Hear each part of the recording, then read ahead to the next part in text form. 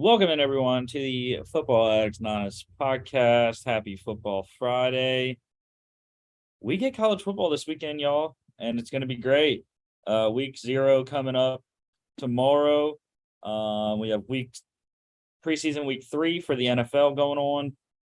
And yeah, it is great to have football back. Football that actually means something here soon. Tomorrow, but we will break down a couple preseason games that went down last night, talk about some NFL news, and then finish up with our mega college football preview, finishing off looking at the rest of the conferences we have not covered yet. Conference USA, FBS Independents, MAC, Mountain West, SEC, Pac-12, and the Sun Belt. So last night, Chiefs beat the Packers 17-10 to close out both of their preseasons. Shane Buechele looks good, 166, 2 touchdowns on 11 completions, 17 attempts there, 64.7%. Jordan Love threw another interception. I believe that's 5 for the preseason. Logan had some insight on him. He said Jordan Love looked hot and cold again, making some very good throws, but also having 2 turnover-worthy plays. Overall, Jordan Love has looked like a completely different player in a good way from last year, but there are still questions as to whether he can find the consistency needed to be a quality starter, which I agree with all of that pretty much. Yeah, Jordan Love, they're lucky that they kept Rodgers, to say the least, because it does not seem as though Jordan Love is the guy yet. So we'll see how he handles the next couple of years. But Danny Etling continued to impress, I thought. 10 of 13, 97 yards there. Chad Henne, a little bit of work, 23 yards. And Dustin Crum threw 1 for 11. Isaiah Pacheco, story of Chiefs training camp, really. I mean, he has been great. Had another very good outing, 10 carries, 52 yards, no receptions on the night. Another rookie running back, Tyler Goodson, undrafted for the Packers. He has also been very good. I think he deserves to make the team for sure behind Aaron Jones and A.J. Dillon. 7 carries, 28 yards, touchdown, and 5 receptions, 26 yards. So Maury Toure, that's the first time we've seen him on our stat sheet. 7th round rookie out of Nebraska, 6 receptions, 83 yards on 8 targets there. And Matt Bushman, tight end for the Chiefs, had a great night. It's always good when you can catch touchdowns on 2/3 of your receptions. 3 catches, 73 yards, and 2 touchdowns on 3 targets. Defensive player of the game is also probably the greatest name of the game. Corner DiCaprio Boodle for the Chiefs. 3 tackles, 2 of them solos, a sack, tackle for loss, and a QB hit. Also have to mention, though, defensive tackle Jack Heflin, 5 tackles, 4 solos, and a tackle for loss. That tackle for loss was a massive hit on a Chiefs running back. I don't remember which Chiefs running back it was that was carrying the ball at that point. But yeah, great, just crazy big hit there for Heflin. Texans 3-0, undefeated in the preseason, 17-0 win over the 49ers. I kept telling people yesterday, I was like, Texans are going to win tonight. Davis Mills. And while he didn't have that great of an outing, he did throw a touchdown. He actually threw 2. One was called back for offensive pass interference. And then he completed the touchdown to the guy that made the penalty, Chris Moore. But Davis Mills, 6 of 10, 60%, 58 yards, a touchdown, and a pick.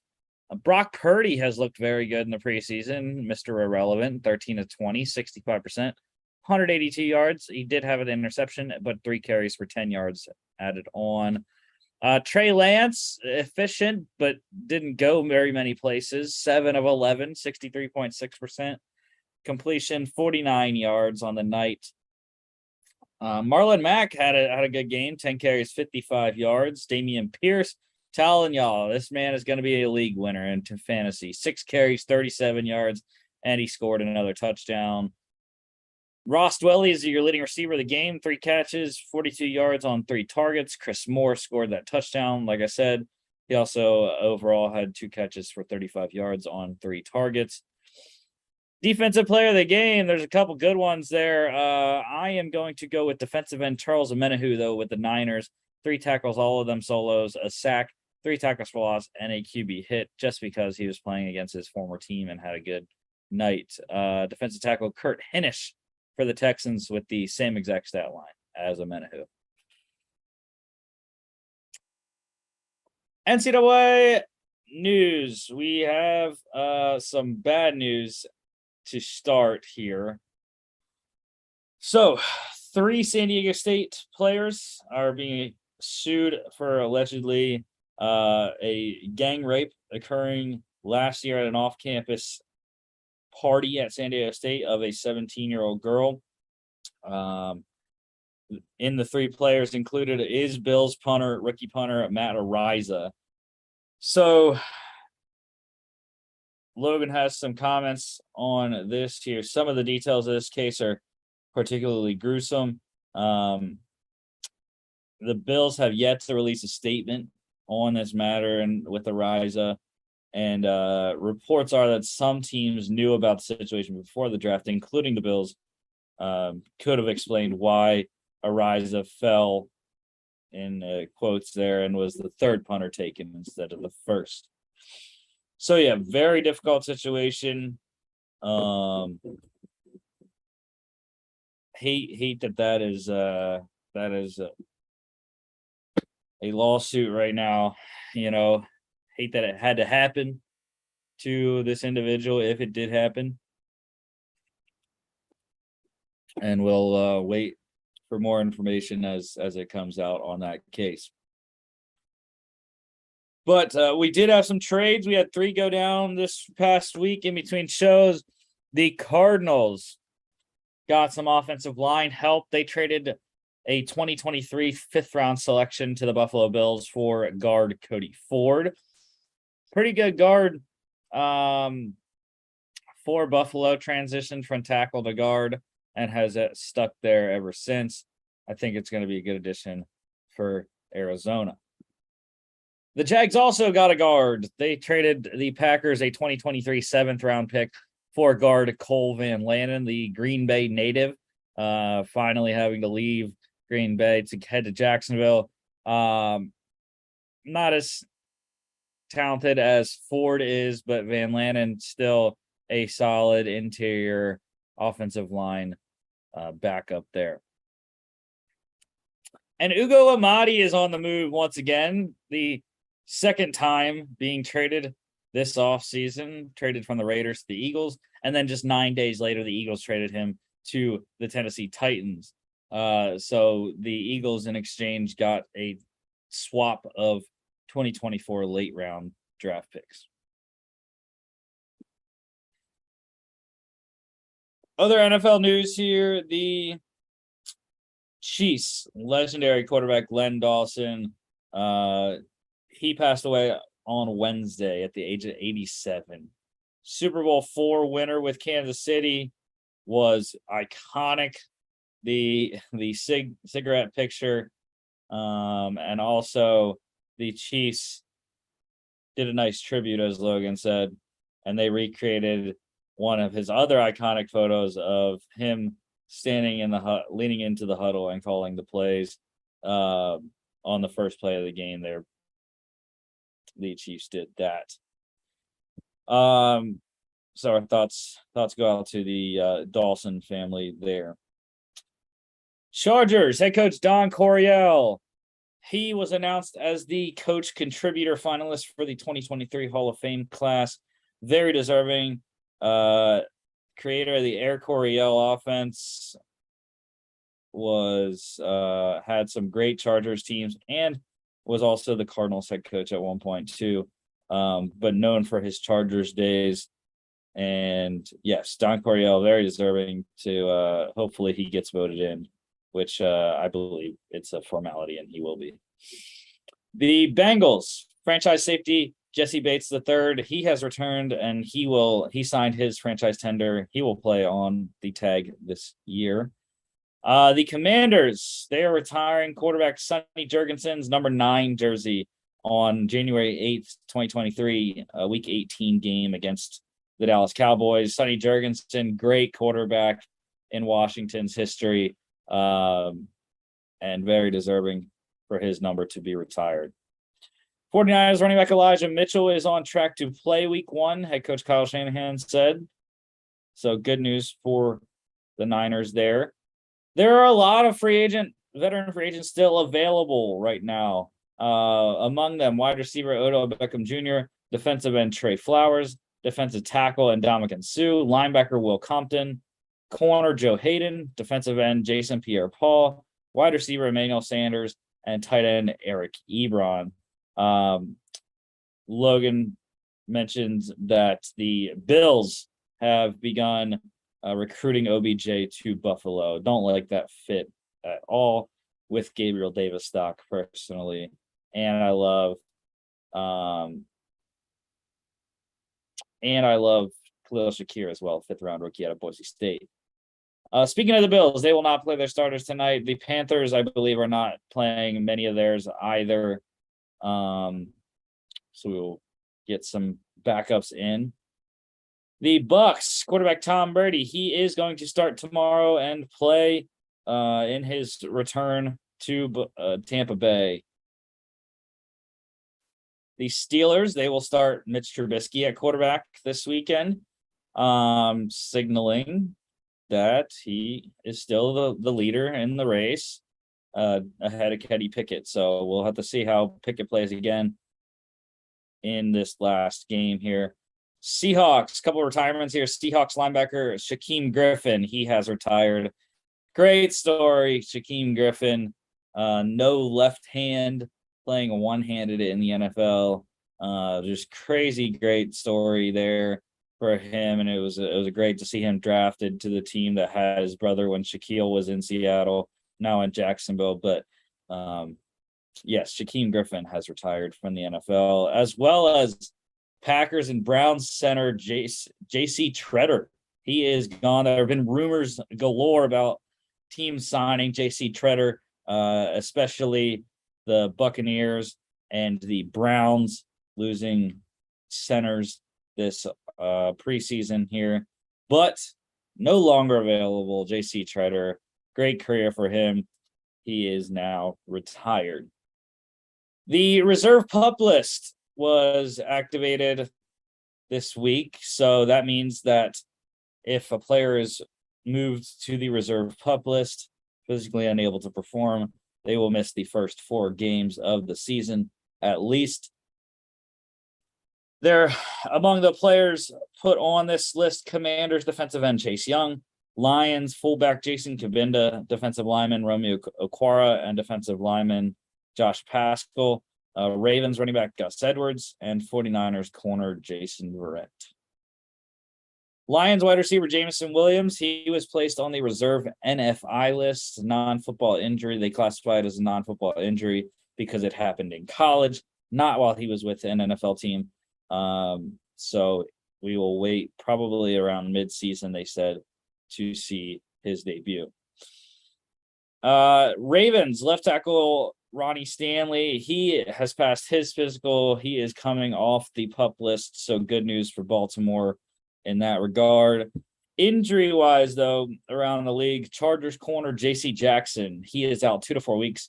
He underwent a minor ankle surgery. It was just a scope on his ankle, so 2 to 4 weeks for J.C. Jackson.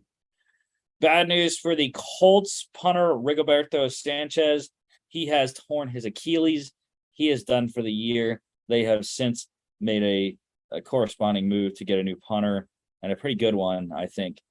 Ravens rookie defensive tackle Travis Jones. He is out 3 to 5 weeks. He has a sprained ankle. Giants wide receiver Colin Johnson, he is done for the year. Also, like Sanchez, a torn Achilles for Colin Johnson. Cowboys left tackle Tyron Smith, he is out indefinitely. He has an avulsion fracture, which tore his hamstring off of the bone at the knee. So out indefinitely. They are going to have to start their rookie Tyler Smith out of Tulsa, first round pick out of Tulsa, at left tackle, I would have to believe. And finally, Chargers rookie corner Trent McDuffie. He has a concussion. We'll have to wait and see how long he is out. Cuts, as we made the cuts this past week on Tuesday, 85-80 was the cut. So the Raiders, they cut running back Kenyon Drake.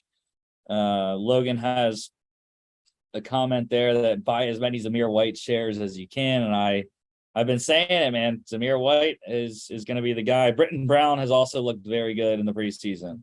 Both of the rookie running backs for Las Vegas. Broncos, they waived running back Stevie Scott III and cut linebacker Joe Schobert. Jets cut kicker Eddie Pinheiro. So Greg Zuerlein wins the kicking job in New York, like I thought he would. And the Falcons have cut two receivers, wide receivers Alden Tate and Geronimo Allison. And the Colts, as I said, got their new punter. They signed Bills punter Matt Hawk, who just lost the punting job in Buffalo to Matt Araiza.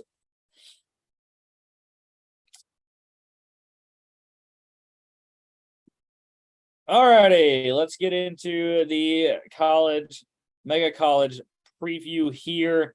Conference USA, these are not very accurate predictions here. I put them together very swiftly, so don't take anything to heart here if your team is not where you think they should be. Conference USA losing a couple teams this year to the Sun Belt, so they did away with their division format, and it will just be the top two teams in the conference go to the Conference USA championship game. I have UTSA winning, just like they did last year. I love Sincere McCormick. Frank Harris is back as well, I think. Just checking to make sure Harris is back. But I think regardless, UTSA is probably the best team in the conference.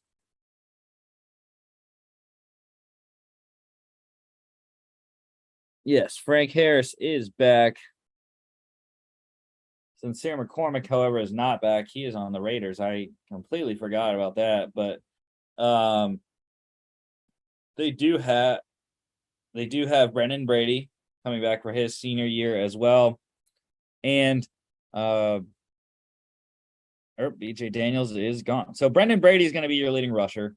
He should be good. Only had 65 carries, 308 yards last year. But again, only 65 carries. Now Zachary Franklin returns. Their leading receiver. Joshua Cephas is back as well, as is DeCorian Clark. So Oscar Cardenas back as well at tight end. So yeah, they're going to have a good passing attack. We'll see how Brendan Brady works in the running game. I think he'll be fine. But yeah, UTSA is my pick here for Conference USA. UAB is second. They should be good. They usually are. The Flames, UAB Flames. Dylan Hopkins returns at quarterback. You have Dwayne McBride still at running back.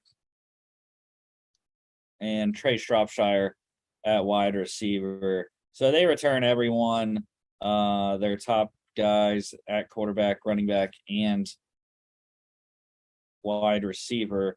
Got to get some help in the backup wide receiver room, but running backs are back, so I think they should be good, and they will play against UTSA in the Conference USA championship game. Western Kentucky, I was skeptical about throwing them back.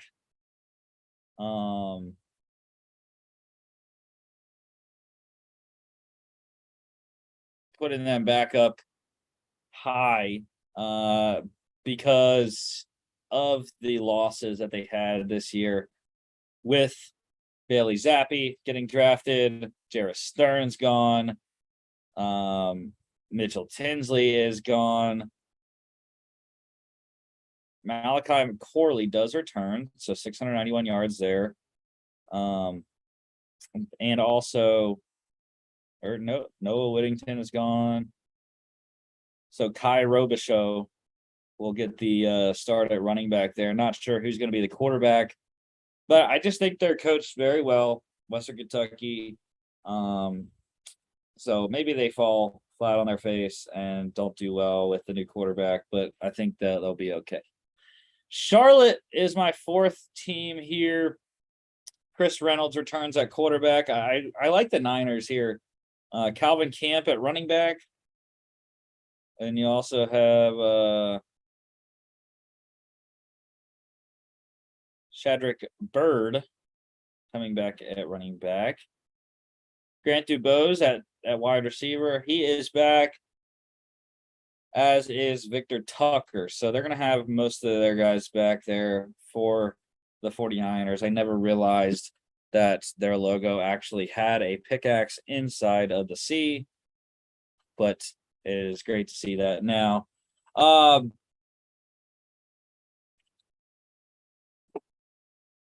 Mid-Tennessee is fifth for me. The middle schools were kind of hard to pick out between Charlotte and UTEP. That's six. Is really a tough group to sort out. But I have Mid-Tennessee fifth, FAU sixth, FIU seventh, Louisiana Tech eighth, UTEP ninth, and UNT 10th, and Rice finishing last. FBS Independents, Notre Dame, of course, they will be the top FBS Independent team. I have BYU finishing second. Very good school. Very good team coached by Kalani Sitake. Never count them out. The Cougars. The Black Knights, Army should be good again under Jeff Monken. I always forget which Monken is coaching at Army. It was Jeff or Todd. I'm pretty sure it's Jeff though. Todd Monken coaches at Georgia. Liberty, I have Hugh Freeze's team finishing as the fourth best independent here, breaking in a new quarterback with Malik Willis gone. The last three were tough to choose, so I put up our boy John Babington. I put his team up there as the top of the last three. New Mexico State is my fifth independent. UConn finishes sixth, and UMass finishes seventh. Notre Dame breaking in a new quarterback. Tyler Buckner, I believe, is the starter now.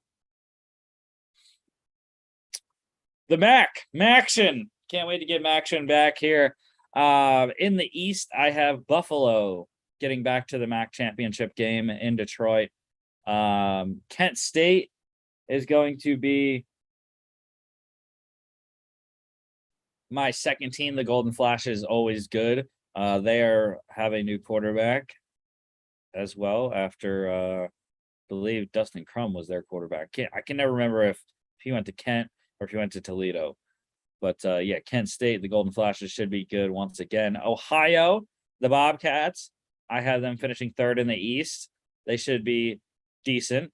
So should Miami, Ohio. They got to the championship game last year, I believe.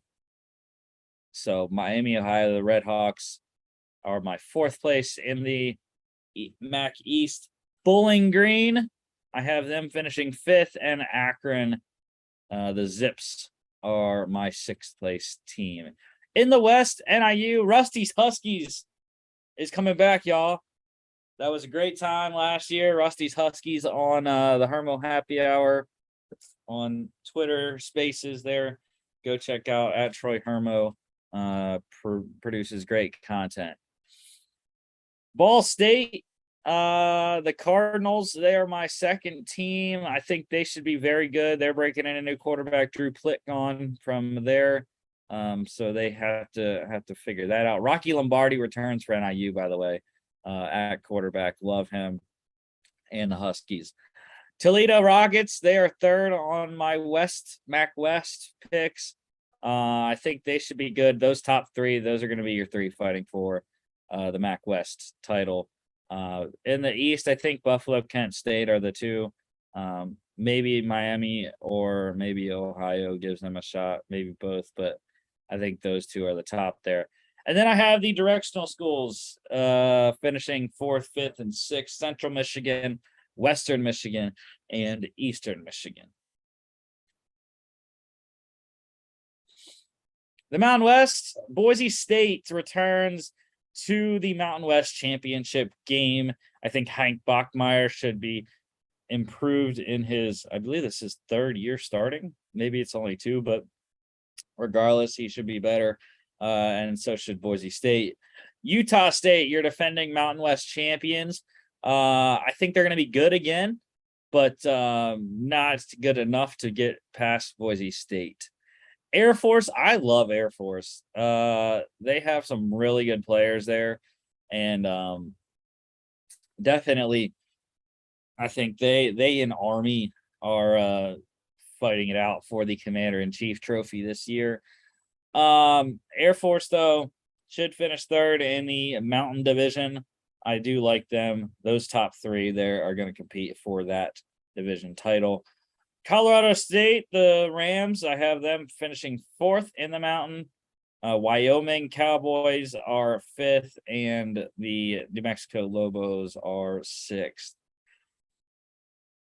In the West Division, I absolutely love Fresno State. They are my Mountain West Conference champion pick.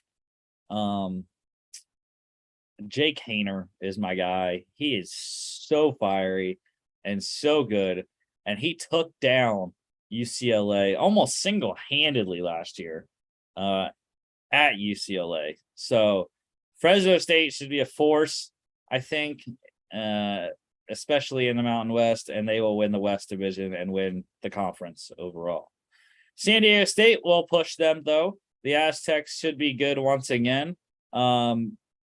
They are my second team in the West. San Jose State is a good team. I have them finishing middle of the pack in 3rd. Hawaii, the Rainbow Warriors, I think they will get off to a good start this weekend, and then we'll see how it goes. But I have them finishing 4th in the West. Nevada, long fall for Nevada. They lost a lot of production from last year. Carson Strong gone at quarterback, Romeo Dobbs at wide receiver, and Cole Turner at tight end. That's a lot to lose. We'll see how the Wolfpack regroup, but I just do not see them finishing high in the West this year. And then UNLV, the Rebels, they are my 6th place, finishing last in the Western Division. Pac-12 preview, they are going away from the division format this year. It'll be the top 2 teams, which I have Utah and Oregon facing off once again in the Pac-12 championship. Utah got the best of the Ducks last year, and I have them doing that again. Utah, Kyle Whittingham is a great coach and has been one for years. So I think Utah with Cam Rising, who my guy Sam Richmond on Twitter, he has a future on Cam Rising to win the Heisman. While I don't think that is accurate, I do think Utah should be very good, and they will beat Oregon in the Pac-12 championship game. Speaking of Oregon, Dan Lanning takes over as head coach for Mario Cristobal. We'll get a tough test week 1 next Saturday with Georgia. They have to come down to Atlanta and play Georgia. So probably going to start out with a loss, and but I think they'll regroup. Oregon should be good. They have to replace Kayvon Thibodeau and a couple other guys that left, Travis Dye at running back. But I think they will be very good once again. USC, I had them finishing third in Lincoln Riley's first year in Southern Cal. The team should be very good. They're getting hype. They are ranked 14th in the preseason poll, but I don't see them finishing at the top of the Pac-12 in year one. It's going to take a little bit of time to gel, to get the system, get the players in the system that Lincoln Riley needs. UCLA have the Bruins finishing fourth. Should be okay once again. DTR, Dorian Thompson-Robinson, is back at quarterback, and Chip Kelly should have them running up once again. Washington, the Huskies are my fifth place selection. Washington's interesting, but I think they are always usually good, so I have the Huskies finishing fifth. Oregon State, I love the Beavers, man. They are always feisty, and I think they could surprise some people this year. They are my sixth place team. Seventh place, Washington State, the Cougars. They have fallen off a little bit, but I think they lost Max Borghi at running back to the NFL, so we'll have to wait and see how Washington State replaces him and how the Cougs do this year. Stanford, I have the Cardinal finishing seventh or eighth. I mean, the Cardinal, they should be okay. I don't expect much, but Tanner McKee is getting a lot of hype, so maybe Stanford can elevate its play and move up higher than where I have them in eighth. Ninth place, I have Herm Edwards in the Arizona State Sun Devils. Yeah, they lost Jaden Daniels in to the transfer portal going to LSU, but I think Herm should get them going and try to compete there with Arizona State. Arizona, the Wildcats are my 10th place selection. Don't know too much about Arizona, Grant Gunnell, and the other quarterback they have there. They improved last year, and they need to take the next step now and continue to improve this season. Colorado has fallen off a lot. They have lost a lot of players to the transfer portal and whatnot the last couple of years. So the Buffaloes, not very sure on how they're going to do, how they're going to be, if they're going to be able to compete or not. And then Cal, I have 12th. Cal probably could finish above Colorado. I just don't have much confidence in either of those two schools this year. The SEC. This is what everyone wanted to talk about. Georgia, they're your SEC East Division champs. I have Kentucky finishing second. Look, Kentucky, the Wildcats have a lot of talent. Will Levis is getting first round hype right now at quarterback. One of my favorite players is Chris Rodriguez Jr. at running back. They did lose Wan'Dale Robinson and Josh Paschal on defense. Wan'Dale Robinson, the wide receiver. They also lost, I believe, an offensive lineman to the draft as well. So got to replace those guys. But I think Kentucky and the Wildcats will be good this year. Tennessee, the Volunteers are a third. A lot of people like Tennessee to be the leading candidate to try to knock Georgia off. I just don't see it. Hendon Hooker is great. He's getting way too much hype right now, though. And Josh Heupel should have a very good team. I just do not have them above Georgia or Kentucky. Florida, finishing fourth for me in Billy Napier's first season in Gainesville. The Gators, they have somewhat of a new quarterback. Anthony Richardson takes over full-time. So we'll have to wait and see. He's getting first-round hype as well. Spencer Rattler has the Gamecocks season in his hands this year. I think they should be good. South Carolina, they're always pretty feisty, especially when they play Georgia, but I don't think Spencer Rattler is enough to turn them over very quickly. Missouri, the Tigers are my sixth place team in the East. Not really sure. They have Connor Bazelak, I think, back at quarterback. But I don't really believe in them too much, especially they lost Tyler Beatty at running back. Vandy is 7th. Yeah, Vandy's usually last in the East. So no surprise there that Vandy will finish last in the division. In the SEC West, Alabama finishing at first. I do have Texas A&M second. That's tier 2. That is who's going to compete for the SEC West. It's A&M or Bama, and I'm hoping it's A&M, but I'm picking Bama because I want to be right. Arkansas is my third place. Woo Pig. The Razorbacks are getting a lot of hype. KJ Jefferson is returning. They have a lot of other guys back, and maybe the Hogs make some hay in the West and get it done to go to the SEC title game. LSU, Brian Kelly's first season. It's funny, I have both first year head coaches there, finishing 4th in their respective divisions, with Napier at Florida and Kelly at LSU. Brian Kelly had a lot to handle coming into LSU. Not very good roster. Had some guys, but also lost guys like Derek Stingley in the draft and transfer portal. So he had his hands full. Hopefully he has his quarterback. I believe Jaden Daniels is going to start.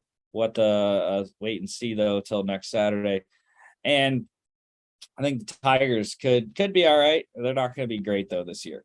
Ole Miss, Lane Kiffin, the Rebels breaking in a new quarterback, Matt Corral gone. But I think Lane Kiffin is a good enough coach. He'll be able to coach him up and get a decent season. Mississippi State, I have Mike Leach's team finishing 6th in the West. They could surprise. Will Rogers is underrated at quarterback, but I just don't know if their defense can stop anyone. So Mississippi State is 6th. Auburn is 7th. Auburn has some talent. They lost Bo Nix, so they have a new quarterback, but they also have one of the best running backs around in Tank Bigsby. So I don't know. The West is tough. Those last couple of teams, probably from that whole right side, LSU to Auburn, not really sure how that's going to shake out. And finally, the Fun Belt. Yes, the Sun Belt has some new teams this year. I think this is probably the conference I'm most excited to watch. Really, that's why it's called the Fun Belt. But I have Appalachian State finishing 1st in the Sun Belt East. I think the Mountaineers can get it done and beat Coastal Carolina this year. Even with Grayson McCall back, I just think the Mountaineers are too good and will get the division championship. Now, I do love the Chanticleers. Jamie Chadwell, Grayson McCall. They did lose a lot, though. They lost Isaiah Likely. They lost Javon Hiley as well at wide receiver. So need to replace some production at wide receiver and tight end. But I think the Chants should be good once again and push App State for that division title. JMU, they take the next step up into FBS play from FCS. And look, I had the Dukes finishing 3rd, which is kind of crazy coming to the FBS your first season. You can finish 3rd in your division. We'll see what that means overall in the conference. But 3rd in the division, I had the Dukes.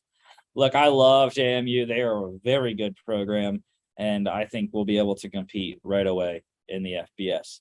Marshall comes over from the Sun Belt. I have them finishing 4th. The Herd, Grant Wells should be good. I think he's been developing, not getting the hype that he did as a freshman, but I believe now he's in his junior year, so he should be good. And the Herd finished 4th for me in the East. Georgia State, State and Southern are always tied together, I think, but I have Georgia State finishing 5th in the division, Georgia Southern finishing 7th or 6th. And then Old Dominion, they come over from the Conference USA as well. the Monarchs. They are my 7th place team in the Sun Belt East. Sun Belt West, I have the Raging Cajuns finishing first in the West. I have App State taking the conference overall. And then back to the SEC, I have Georgia. I have to have Georgia. They're going to win the SEC championship this year. But anyways, back to the Sun Belt here, Sun Belt West. Louisiana, the Raging Cajuns are my top team in the West. The West is difficult to select teams. I don't really think there's much in terms of a level playing field with the talent there. But with the new head coach, I still think Louisiana has enough talent that they will win the Sun Belt West. USA, they are second, South Alabama Jags. Not really any reasoning for that or the rest of the Western Division. But Southern Miss, they come over also from Conference USA. I had them finishing third in their first season in the Sun Belt. Arkansas State Red Wolves, they are my 4th place team. 5th is the Troy Trojans. 6th is the Texas State Bobcats. And 7th and last for the Sun Belt West is the Louisiana Monroe Warhawks.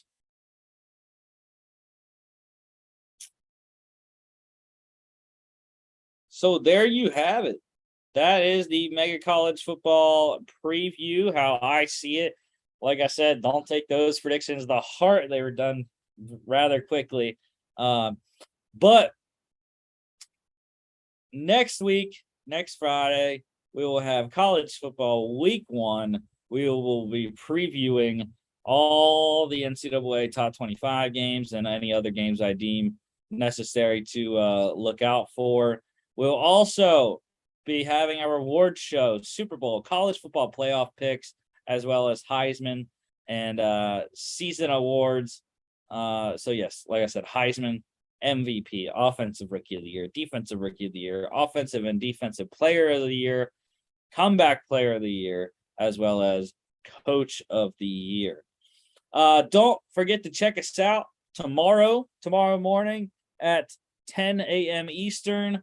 We will be doing a special Week 0 college football preview show that we will be looking out and looking ahead to all the games going on tomorrow.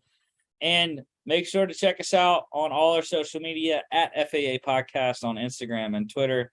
At FAA_bets is our betting account on Twitter. That will get going when NFL or when college football week 1 kicks off next Saturday. And then you make sure to keep checking us out on our website, www.faapodcast.com. And keep watching here on YouTube. You can listen to us on Spotify, Apple Podcasts, iHeartRadio, etc. Thank you.